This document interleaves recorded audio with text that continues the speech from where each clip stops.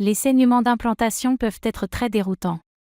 Il existe toutefois des signes et des indices qui peuvent vous aider à déterminer s'il s'agit des signes de la grossesse que vous attendez ou simplement du début d'un nouveau cycle menstruel.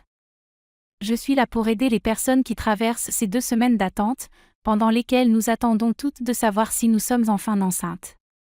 L'une des questions qui m'est le plus souvent posée est « Bonjour, j'ai des saignements. Ce n'est pas encore le moment de faire un test de grossesse, mais j'ai des saignements. S'agit-il de saignements d'implantation ou simplement du début de mes règles ? Et je peux vraiment vous aider à y voir plus clair. Dans cette vidéo, nous allons aborder 4 thèmes principaux. Tout d'abord, nous allons voir ce qu'est le saignement d'implantation. Deuxièmement, nous verrons en quoi cela diffère des saignements menstruels ou des saignements liés à une fausse couche précoce. Troisièmement, nous allons passer en revue les indices qui peuvent vous aider à déterminer rapidement de quoi il s'agit. Et enfin, nous verrons quelques signes avant-coureurs, car les saignements en début de grossesse peuvent être dangereux. Je veux que vous sachiez quand consulter votre médecin. Ces 2 semaines d'attente sont vraiment difficiles. C'est le temps qui s'écoule entre le moment où vous essayez de tomber enceinte et celui où vous attendez de savoir si vous l'êtes ou non. Cela peut être après l'ovulation et un rapport sexuel programmé. Cela peut être après une insémination intra-utérine ou peut-être après un transfert d'embryon. On appelle conventionnellement cette période les 2 semaines d'attente, car le cycle menstruel dure en moyenne 28 jours. L'ovulation se produit généralement au milieu du cycle menstruel, vers le 14e jour. Ainsi, entre le 14e et le 28e jour, lorsque vous pourriez avoir vos règles, il s'écoule 14 jours. C'est pourquoi on parle de 2 semaines d'attente. Pendant cette période cruciale, vous pouvez rechercher des signes annonçant une grossesse ou l'arrivée de vos règles. Vous surveillez les changements d'humeur, la sensibilité des seins, les saignements légers, l'implantation, les saignements, ou peut-être s'agit-il de vos règles.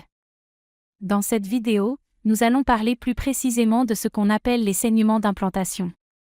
Nous allons revenir un peu sur ce qui se passe pendant cette partie de votre cycle pour vous aider à mieux comprendre.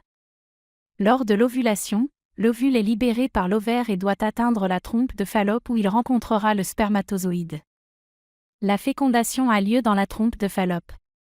Lorsque l'ovule et le spermatozoïde se fécondent, cela donne un embryon. Cet embryon descend dans la trompe de Fallope et devrait s'implanter dans la cavité utérine environ 5 à 7 jours après l'ovulation. Lorsque l'embryon est complètement formé et mature, il est appelé blastocyste. Il compte environ 100 à 150 cellules. Cette implantation peut également avoir lieu après un transfert d'embryon. Nous transférons donc le plus souvent des embryons blastocystes. Nous plaçons l'embryon dans la cavité utérine où il peut ensuite s'implanter. Parfois, lorsque l'embryon s'implante, la façon dont l'utérus réagit, et en quelque sorte accepte cet embryon, peut entraîner un léger saignement de la muqueuse utérine. Si vous constatez des saignements ou des pertes après avoir appris que vous êtes enceinte, vous pouvez alors vous dire « Ah, ces saignements que j'ai eus, c'étaient les saignements d'implantation ». Il faut vraiment du temps pour savoir et comprendre si les saignements sont dus à une grossesse ou à des règles. Et bien sûr, même si vous êtes enceinte, il faut du temps pour savoir si la grossesse va se poursuivre ou si vous allez faire une fausse couche. Donc, une grande partie du début de la grossesse consiste simplement à attendre et à se poser des questions. Et le temps nous le dira. Mais en attendant, il existe plusieurs moyens de le savoir. Environ 30% des personnes qui savent qu'elles sont enceintes peuvent se rappeler avoir eu des saignements d'implantation. C'est assez courant dans un tiers des grossesses tout à fait normales et saines. Deuxième sujet, en quoi est-ce différent ? En quoi les saignements d'implantation diffèrent-ils des règles ou d'une fausse couche ? Comme je l'ai dit, vous le saurez avec le temps. Vous avez quelques petites pertes. Plus tard, vous faites un test de grossesse positif et vous donnez naissance à un bébé, et vous réalisez que ce n'était que des saignements d'implantation. Les saignements légers sont fréquents pendant la grossesse. Ils ne signifient pas nécessairement que vous allez faire une fausse couche. Mais si vous avez des saignements légers, puis que ceux-ci s'intensifient, que vous avez davantage de crampes et que votre test de grossesse est négatif, malheureusement, vous réalisez que les saignements n'étaient pas des saignements d'implantation. C'était le début de mes règles. J'ai mes règles, je me reprends et nous allons réessayer. Faites ce qui vous convient le mieux. Et puis, bien sûr, si vous avez des saignements et que vous savez que vous êtes enceinte, mais que vous vous rendez compte que la grossesse ne va pas se poursuivre, qu'il s'agisse d'une fausse couche ou d'une grossesse extra-utérine. Elle cesse simplement de se développer. Alors vous savez que c'était un signe avant-coureur que cette grossesse n'allait peut-être pas se poursuivre. Il s'agit donc toujours de saignements. Ils proviennent tous de l'utérus. Ils sont parfois liés à une grossesse, parfois aux règles. Mais c'est le résultat qui vous dit exactement d'où viennent ces saignements. Et je sais que cela peut être très frustrant. Passons maintenant au troisième sujet.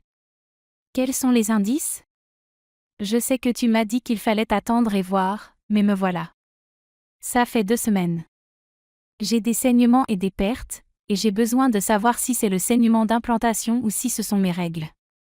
Il y a donc quelques indices que tu peux rechercher. Il y a en fait 6 éléments qui peuvent vous donner des indices. Le premier est le moment. Les saignements d'implantation surviennent généralement 6 à 10 jours après l'ovulation. Donc, l'ovulation, la fécondation, l'embryon se développe et s'implante dans l'utérus. Parfois, cette implantation, par exemple au 6e jour après l'ovulation, peut provoquer de légers saignements, mais ceux-ci peuvent mettre quelques jours à apparaître. Ils surviennent généralement tôt. Les règles ou le cycle menstruel commencent généralement environ 14 jours après l'ovulation. Cela peut se produire 10 jours après l'ovulation, 12 jours après l'ovulation, voire plus tard, comme 16 jours après l'ovulation. Mais les saignements menstruels surviennent généralement un peu plus tard que les saignements d'implantation.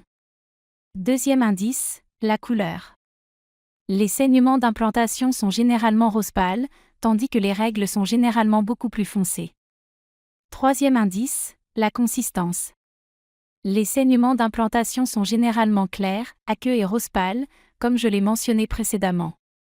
Les règles sont un peu plus abondantes, de couleur plus foncée et de consistance un peu plus épaisse. Indice numéro 4, les caillots. Lorsque vous commencez à voir des caillots et un flux plus abondant, c'est un signe indéniable que ce sont vos règles. Le cinquième indice est les crampes. Les saignements d'implantation sont généralement associés à de légères crampes, mais les crampes menstruelles peuvent être beaucoup plus fortes et plus longues. Je sais que c'est un terme très relatif. C'est très personnel. Parfois, c'est juste en y repensant après coup qu'on se dit « Oh, j'ai eu quelques petites pertes, quelques crampes, puis ça s'est arrêté. » Alors que les crampes menstruelles vont se transformer en un flux plus abondant. Les crampes peuvent être un peu plus intenses. Et le dernier indice est la durée des saignements ou des pertes. Les saignements d'implantation ne durent généralement qu'1 à 2 jours, 3 jours au maximum. Mais les règles, le cycle menstruel, la période de saignement, durent entre 3 et 7 jours. Revenons sur ces indices. Premièrement, le moment, les saignements d'implantation surviennent plus tôt que prévu. En général, 6 à 10 jours après l'ovulation. Numéro 2, la couleur. Les saignements d'implantation sont de couleur rose clair. Numéro 3, la consistance. Les saignements d'implantation sont clairs et aqueux. Numéro 4, la coagulation. Il n'y a pas de coagulation avec les saignements d'implantation. En général, la coagulation est associée aux règles. Cinquièmement, les crampes. Les saignements d'implantation peuvent être associés à l'absence de crampes ou à des crampes légères. En revanche, les règles peuvent être associées à des crampes beaucoup plus fortes ou plus intenses. Et enfin, la durée. Les saignements d'implantation durent généralement 1 à 3 jours, tandis que les règles peuvent durer de 3 à 7 jours. Je sais que c'est frustrant quand on veut vraiment savoir, mais les saignements d'implantation surviennent généralement avant que le test de grossesse ne soit positif. Vous essayez donc de comprendre, et j'espère que ces indices vous aideront. Le quatrième sujet concerne les signes avant-coureurs. Les saignements et les pertes vaginales au début de la grossesse peuvent être un signe avant-coureur d'une grossesse extra-utérine. Une grossesse extra-utérine est une grossesse qui s'implante en dehors de l'utérus. Elle se produit le plus souvent dans la trompe de Fallope, mais elle peut également se produire sur l'ovaire ou dans le bassin.